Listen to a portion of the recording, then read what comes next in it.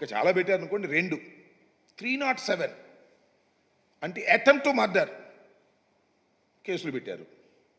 నెల్లూరు జైల్లో ఉన్నారు రిమాండ్లో. 307 అంటే ఏంటి? హత్యాయత్నం చేసినట్టు. ఎవరికి గాయం లేదండి. వినండి, ఎవరికి కించిత్తు గాయం కూడా లేదు. కంప్లైంట్స్ కానీ డిఫాక్టో కంప్లైంట్కి కానీ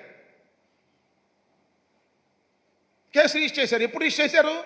సంఘటన జరిగిన 10 రోజుల తర్వాత రిజిస్టర్ చేశారు 2 కేసులు కూడా. ఆ రోజున కాదు. సంఘటన 13వ తారీఖు జరిగితే 23వ తారీఖు కేసు రిజిస్టర్ చేస్తారు. What is this? పోలీస్ యంత్రాంగం పాపాలు చేస్తుందని మనమే చేస్తున్నాం.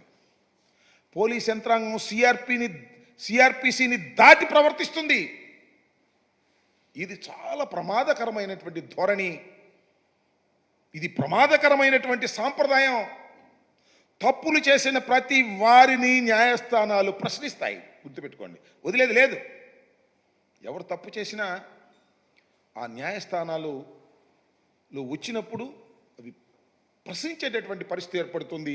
ఒక లా అండ్ ఆర్డర్కి కానీ కేసు రిజిస్ట్రేషన్కి కానీ ఐపీసీ ఉంది. 307 ఐపీసీ అంటే ఏంటి? 307 ఎప్పుడు వేస్తారు? అవతల వాడిని చంపడానికి ప్రయత్నం చేసినప్పుడు వేస్తారు. అటు గిల్లంగానేనో లేకపోతే అంటేనో 307 వేయరు. దానికి వేరే సెక్షన్స్ ఉన్నాయి. 307 వేస్తే బెయిల్ రాదు కాబట్టి అందువల్ల 307 వేయండి, లోపలతో చేయండి.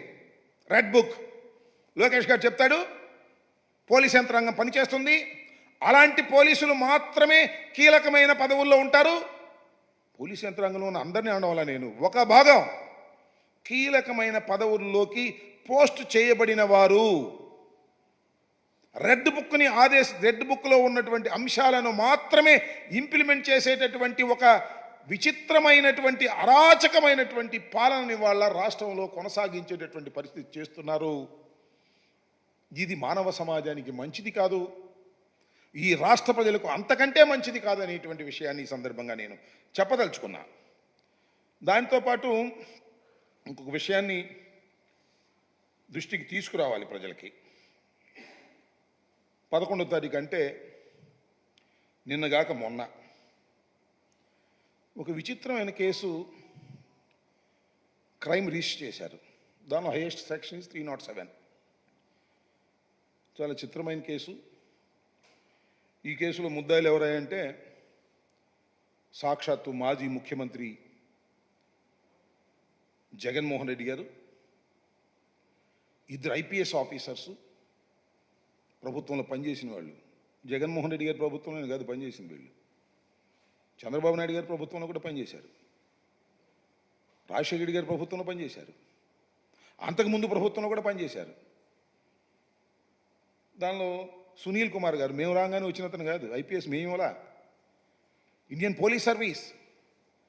జగన్మోహన్ రెడ్డి గారు ఇవాళ ఐపీఎస్, అంతకుముందు కూడా పనిచేశాడు చంద్రబాబు నాయుడు గారి ప్రభుత్వంలో కూడా ఆఫీసర్. అలాగే పిఎస్ఆర్ ఆంజనేయులు గారు రాజశేఖర్ గారు టైంలో పనిచేశారు. చంద్రబాబు నాయుడు గారి టైంలో నాకు బాగా గుర్తు, కమిషనర్ ఆఫ్ విజయవాడ. చంద్రబాబు నాయుడు గారి టైంలో గుంటూరు ఎస్పీగా పనిచేశారు. చాలా పేరు ప్రఖ్యాతులు సంపాదించారు. లా అండ్ ఆర్డర్ విషయంలో చాలా గట్టిగా ప్రవర్తించేటటువంటి వ్యక్తి అని ఆ రోజున చంద్రబాబు నాయుడు గారి ప్రభుత్వంలో కూడా కొనియాడబడినటువంటి వ్యక్తి. దాంతోపాటు మరొక పోలీస్ ఆఫీసర్, దాంతోపాటు మన Guntur medical GGH superintendent, then superintendent, ఇప్పుడు రిటైర్డ్ అయ్యారు, ప్రభావతి గారు. వీళ్ళ 5గురిని పెట్టి 307 అండ్ అదర్ సెక్షన్స్ వేసి కేసు బుక్ చేశారు. ఏమిటి దీని కేసుకు గల కారణాలు ఏంటి, ఎందుకు బుక్ చేశారు? నేను చాలా స్పష్టంగా చెప్తున్నా. ఇది చంద్రబాబు నాయుడు గారు, లోకేష్ గారు అని పేరేంటి, రాజు గారు, త్రిపులార్ ముగ్గురు కలిసి కుట్ర చేసి జగన్మోహన్ రెడ్డి గారిని ఇబ్బంది పెట్టాలి, జగన్మోహన్ రెడ్డి గారి మీద కూడా 307 కేసు వేసి ఒక వికృతమైన ఆనందాన్ని పొందాలి అనేటువంటి కుట్రతో ఈ కేసుని మొన్న 11వ తారీఖున రిజిస్టర్ చేశారు. ఎప్పుడు క్రైమ్ జరిగింది? అకార్డింగ్ టు దెమ్ 2001లో. మీ అందరికీ గుర్తుండే ఉంటుంది, బహుశా మర్చిపోయి ఉండొచ్చు కొంతమంది కాలానుగుణంగా. ఈ త్రిబులార్ రాజు గారు పూర్వం మా పార్టీనే.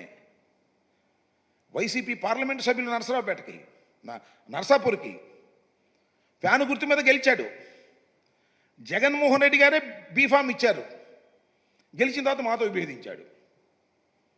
చంద్రబాబు నాయుడు గారి చెంతకు చేరాడు. ఆయన డైరెక్షన్లో హైదరాబాద్లో కూర్చుంటాడు, ఢిల్లీలో కూర్చుంటాడు. ఒక ఛానల్ని హైర్ చేసుకున్నాడు. రోజు జగన్మోహన్ రెడ్డి గారిని తిట్టడం, దూషించటం, వైసీపీ నాయకులను దూషించటం. ఏ స్థాయిలో దూషించాలంటే వాడు వీడు వెధవ సన్నాసి ఈ రకంగా రోజు రెచ్చగొట్టే కార్యక్రమాలే, భయంకరంగా రెచ్చగొట్టే కార్యక్రమాలు, సంఘ విద్రోహ శక్తుల్ని రెచ్చగొట్టే ప్రయత్నాలు చూసిన తర్వాత అకార్డింగ్ టు లా, చట్ట ప్రకారం ఆయన మీద కేసు రిజిస్టర్ చేశారు. కేసు రిజిస్టర్ చేసిన తర్వాత whether it is false or right, ఆయన according to him false case అన్నాడు. ఎస్, ఫాల్సా కాదా ప్రజలందరికీ తెలుసు. ఆయన ఎంత బాగా రెచ్చగొట్టాడో. టీవీలో మాట్లాడుతూ ఒక ఛానల్ లాగా పెట్టుకుని దానిలో రోజు ఈ టైంకి వస్తాడు, తిడతాడు. అప్పుడు దెన్ సీఎం గౌరవనీయులైనటువంటి జగన్మోహన్ రెడ్డి గారిని విచ్చలవిడిగా మాట్లాడు. పొట్టోడు అంటాడు, అది అంటాడు, ఇది అంటాడు, దొంగ అంటాడు, ఇది అంటాడు, ఇష్టం వచ్చాడు మాట్లాడాడు. కేసు రిజిస్టర్ చేసిన తర్వాత అది ఫాల్సా జెన్యూనా that will be decided before the honourable court. చెయ్యాలంతే.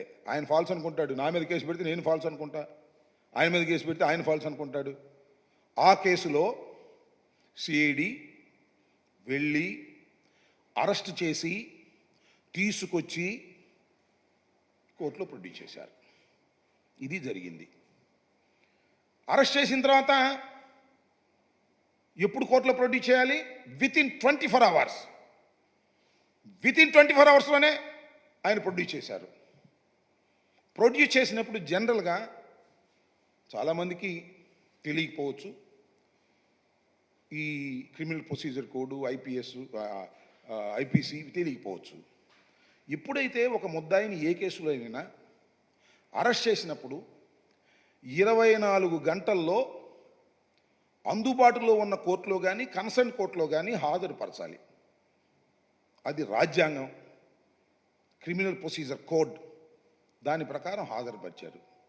హాజరుపరిచినప్పుడు జనరల్గా ఆ మ్యాజిస్ట్రేట్ ఒక మాట అడుగుతాడు ముద్దాయిని, ఏమండి పోలీసు వారు మిమ్మల్ని ఏమైనా ఇల్ ట్రీట్ చేశారా అని అడుగుతారు. అడిగినప్పుడు ఇల్ ట్రీట్ చేయలేదండి అని చెప్పొచ్చు. ఇల్ ట్రీట్ చేస్తే ఇల్ ట్రీట్ చేశారు అని చెప్పొచ్చు. ఇల్ ట్రీట్ చేశారంటే ఎమ్మటే కాగితం తీసుకుని మ్యాజిస్ట్రేట్ గారు రాస్తారు. ఏం ఇల్ ట్రీట్ చేశారు? మిమ్మల్ని కొట్టారా, తిట్టారా, ఏం చేశారు, హౌ ఏ రకంగా ఇల్ ట్రీట్ చేశారని చెప్తారు. నన్ను కొట్టారండి, నన్ను తిట్టారంటే దట్ ఈస్ డిఫరెంట్. నన్ను కొట్టారండి అంటే ఎమ్మటే నీరెస్ట్ హాస్పిటల్కి పంపిస్తారు. కొడితే గాయాలు ఉండాలి కదా అని. ఈ రాజుగారు కూడా నన్ను ఇల్ ట్రీట్ చేశారండి, నన్ను కొట్టారండి అని చెప్పారు.